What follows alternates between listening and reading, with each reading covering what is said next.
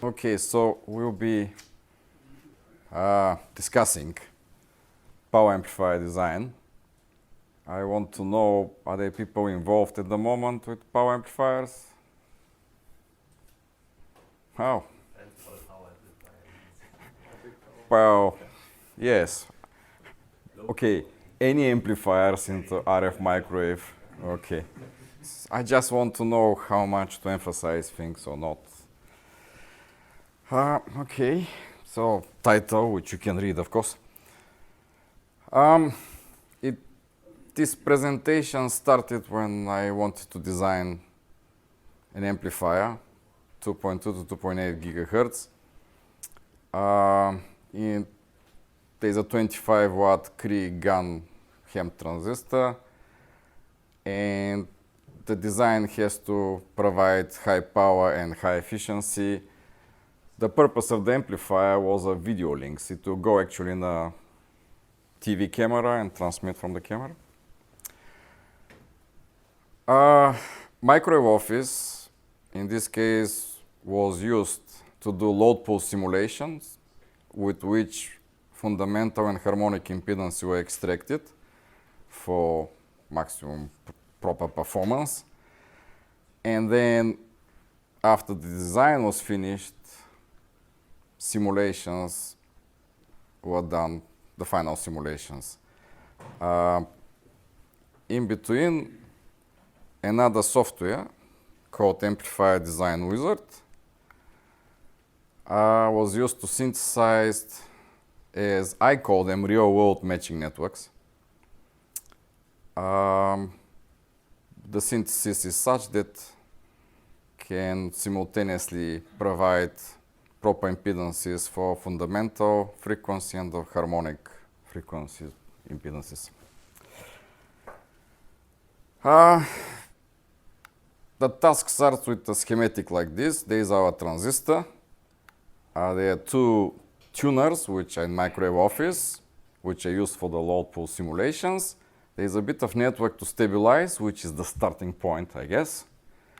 At the beginning, the tuners are fundamental and harmonics at 50 ohm. We just stabilize. Now, I want to say here that when the transistor has high gain, after stabilization, typically the input harmonics don't influence much anything. At low gain and where there are no resistors between the matching network and the transistor, harmonics may influence a lot, but harmonic impedances. But once you have some resistance here and the gain is high, it just becomes unnecessary to bother with harmonics loading on the input.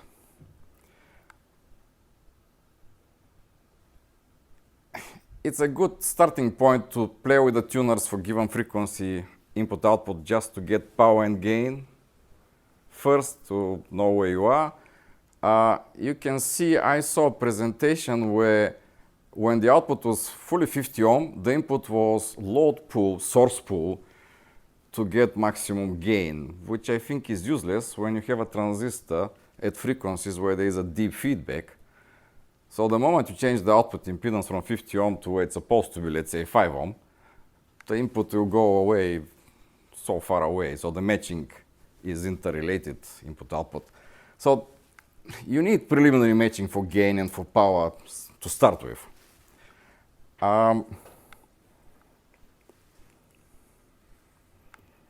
So then there is the load pull script, which you can start running in microwave office, and you can run it maximum power or maximum efficiency. I want to emphasize here that very often I see also load pull done with constant input power, which I think is very wrong and very misunderstanding how load pull works and what it's supposed to give you on the output. We should be looking for contours that are constant power, but also at constant compression of the gain. So you should look at 3 dB compression for constant power, not at any, because a contour that across its constant power but different compression point is kind of useless. It doesn't make sense as physically. So that's why there is a XDB control component here. In this case, it's sorted out to 4 dB. the GaN transistors have very deep compression compared with anything else before. So 4 dB is kind of optimum to start, although you can go even 5, even 6. So I really want to emphasize this, that's the proper way to do it. Just want to mention also that this cream transistor model allows to look at the current and voltage here at the very intrinsic generator. That a bit later will become handy. And in many other cases, it could be very interesting to look at the waveforms and the load line and so on. So there are graphs. This is when the load pool was run for maximum power, and this is for maximum efficiency. You can see the difference in impedances. The harmonics was still at 50 ohm. On this graph, manually, the maximum efficiency and maximum power were merged. You can see a circle here drawn, which was selected later on for the area where we were targeting the match. It tends to be towards more power, because the idea is not to waste the power capabilities of the transistor. Also, when you match for power, not for efficiency, the distortions are better. I mean, it's typical. You do more efficiency, you lose distortions.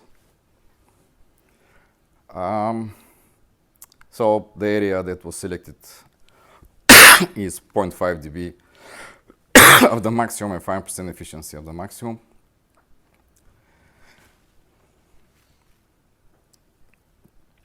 Then impedance is selected somewhere in the middle of this area, and load pool is run for second and third harmonic, and areas are selected again somewhat to cover 5%. And by area, typically it's on the output of Smith. So second harmonic is somewhere here to there, could be acceptable. The third one, I'm not quite sure what I selected, probably this area, something like that. Oh. I'll show you later. And of course, you run it for a few frequencies across the band. The whole process should be iterated a few times. Once you get these, you go and select the best performance at the harmonics, and then again run for maximum power. Once you get again maximum power, you still run again each harmonic for the harmonic impedances. This is done very fast. Today, the harmonic balance simulation and the cream model are good, so it takes very little time to do it. And doing it a few times, you really make sure for yourself that you are at really optimum performance and you have seen really the best. Even if you run with 10 harmonics, as I say here, it's still very fast. I mean, the whole Smith chart run across for single frequency with 10 harmonics, and even with X dB factor, which means at compression point takes less than a minute with the cream model. Maybe some others will do 2-3 minutes, but what's 2-3 minutes? Nothing. So now we have defined impedances from the fundamental, a circle there, area, and big areas where we can allow the harmonic impedances to be. So we're moving to synthesizer networks. There's a long story how we get into this software, but in a table, you define these circles for each frequency. Basically, you put the center and the radius. So this is for the fundamental. And the harmonics are defined again in some what to call it, standard way or some way, where in the table the range of reactance or the range of angle is defined, and here Q factor and Z are defined for these areas, so we can keep it towards the out of the Smith chart. And also you define a weight factor. And this weight factor is something that you play with when you try to synthesize, because it's not easy actually to design. So this software will take real frequency, will do real frequency synthesis, and you define fundamental, and you define it area of harmonic impedances. And it's not that easy to provide everything. So you need to compromise, and the weight factors do that. A synthesis was run first only with distributed lines, and it was non-commensurate distributed solution. There is the ideal elements schematic, and this is how a layout looks. This is still in the synthesis part of the software. Now, ignore the red line, which is gain, but the areas of second and first harmonic are very wide and much wider than what we determined. If I go back, you'll see that, but anyway, we can carry on. So another synthesis was done by different approach, a bit mixed. So we have series distributed lines and shorted stubs, but the parallel reactances were lump components. And if we go to the Smith chart, we see that second and third harmonics impedance is quite where we wanted it. You can see the area here that the fundamental also is inside this area defined. From here, it goes to, with a click of a mouse, this solution is transferred to analysis mode, where you can do a whole lot of manipulation in a very automated way, which is very important. And I will explain to you later.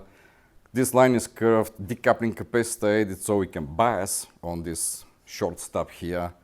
Another decoupling capacitor. This capacitor is split into a stub, so we can tune and distribute the error. The other capacitor is doubled.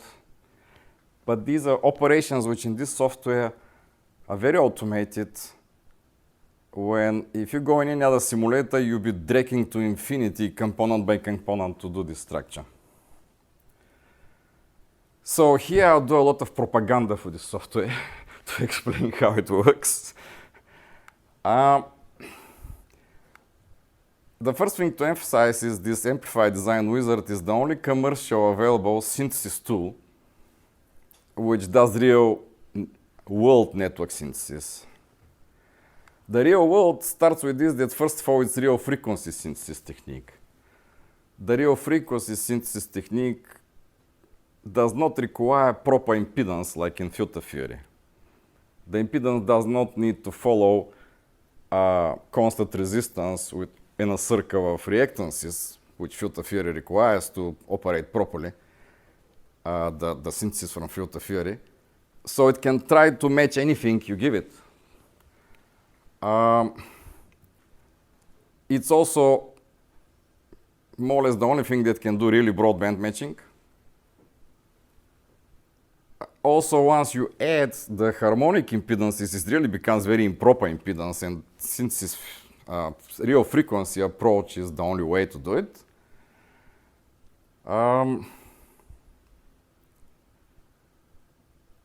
And the way I call it real world is because during the synthesis, it's the only tool that already knows the parasitics of the lump components, let's say. A capacitor, we have a series resistor, series inductor, soldering pads, attachment lines. If it goes to ground, there will be a wire hole. And all this, the software knows during the synthesis, and it's taken in account. Also, a lot of effort is there once you have distributed lines and where you have crosses, T-junction steps, they to be automatically compensated. If you take any other synthesized network from another software, it will be ideal. The moment when you put all the parasitics and discontinuities, the solution very often falls apart and no optimization can bring it back, because these things are not taken in account a priori when here they are. And because of this, and because of many other features, it really improves productivity and the creativity of the designing process, because it eliminates a lot of worries, shortens the design cycle, so you can really explore a lot of solutions quickly. I'll carry on another page like this, convincing you how interesting it is to use this software. There is an error function during synthesis and sensitivity analysis. So what you finish is with solutions that are least possibly sensitive towards tolerances. In a very short time, I already mentioned, you can explore lots and lots of configurations. You guide the software how to synthesize, so it's not that it's an expert system that can do the job instead of you. You still have to understand all the matching structures and Smith chart and filter theory, matching and so on. And so you can really guide the software to do it. Then comes this automation of creating schematics and layouts. The automation is first, the synthesis is already automation. But if we go back to this circuit, which was started with 6 components, and then we added 5 more, and it's very easy, just a few clicks of the mouse, when you translate to Microwave Office, it becomes 63 elements. If you want to build a structure like this and then optimize it and come up with who knows from where the structure, you have to drag 64 components. Probably it's at least 10 to 1 faster to do it using this software. At least.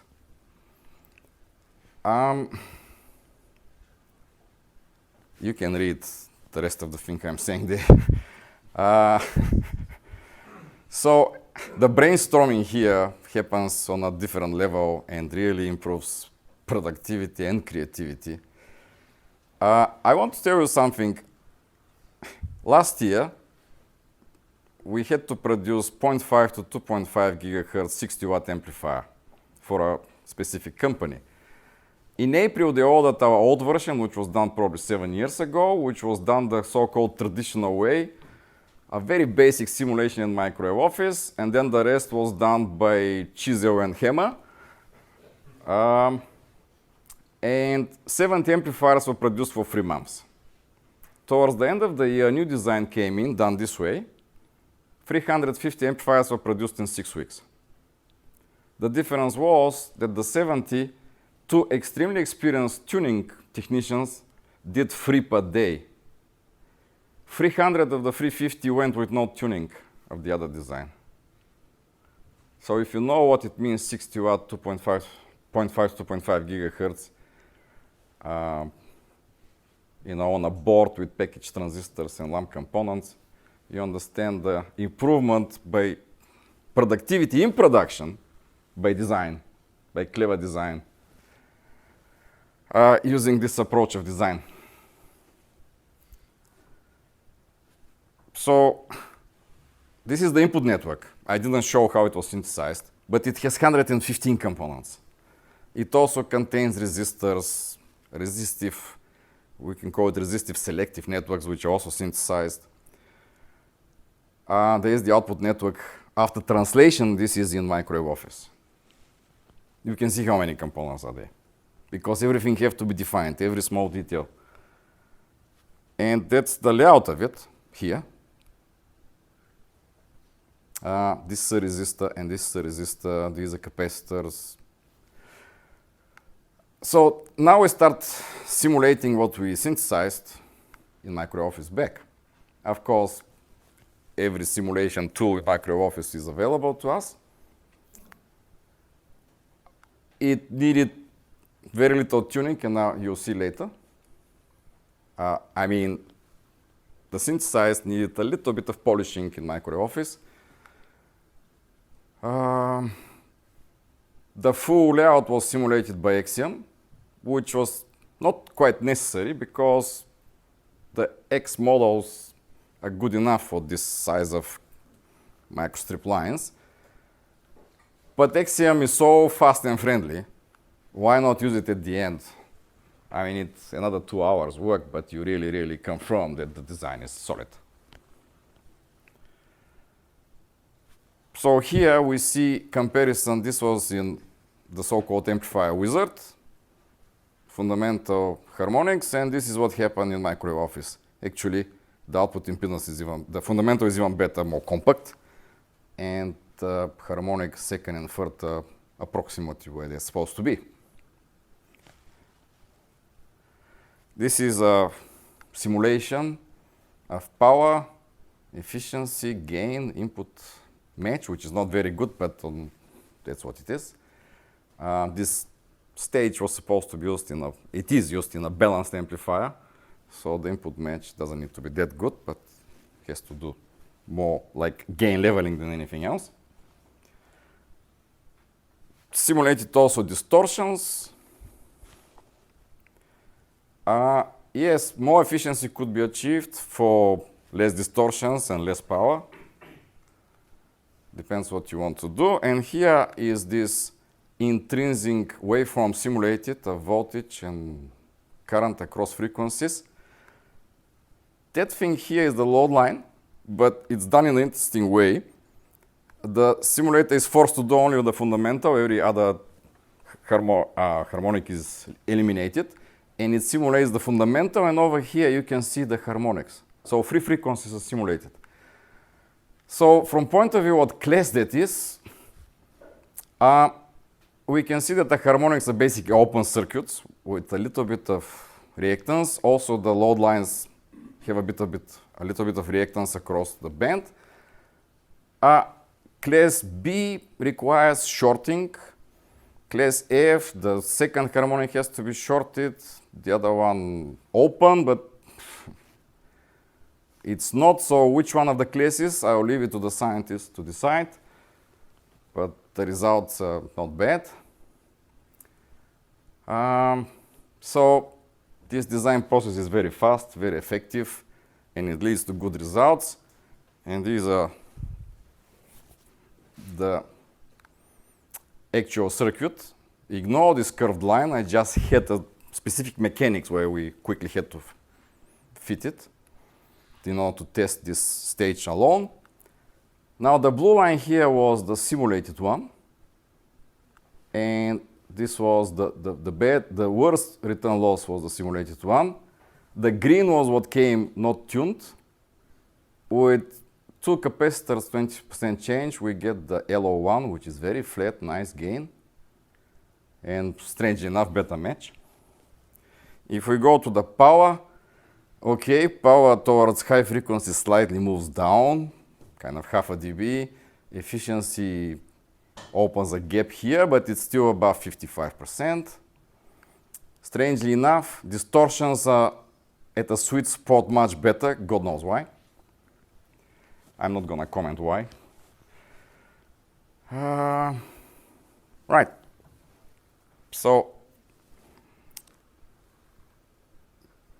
AWR could do a bit more effort, I guess, to improve more the use of load pool, where I merged by hand, so to say, pulling from one graph to another, power and efficiency contours. They can do something to be automatic.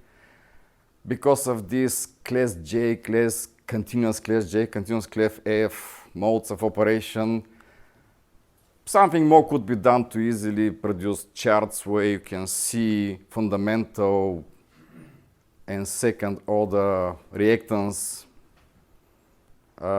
against each other, how much power and efficiency they produce, and so on. There is this zero grazing theory where you produce least distortions, developed by Steve Cripps, which I hope most of you know who we're talking about. And this is where this Cree model access to the intrinsic voltage and current, they provided it because I asked them to, comes.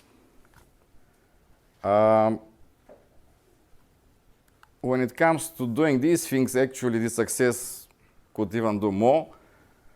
The procedure I showed you here is good for transistor. It's like a black box.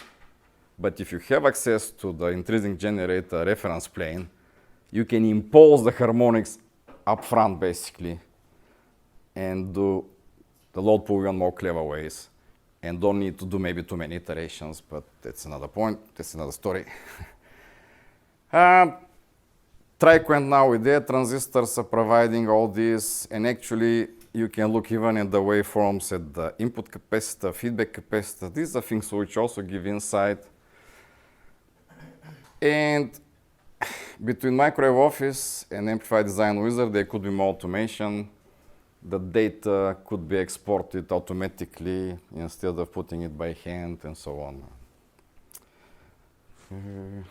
Last slide. Again, propaganda. Right. Thank you for listening.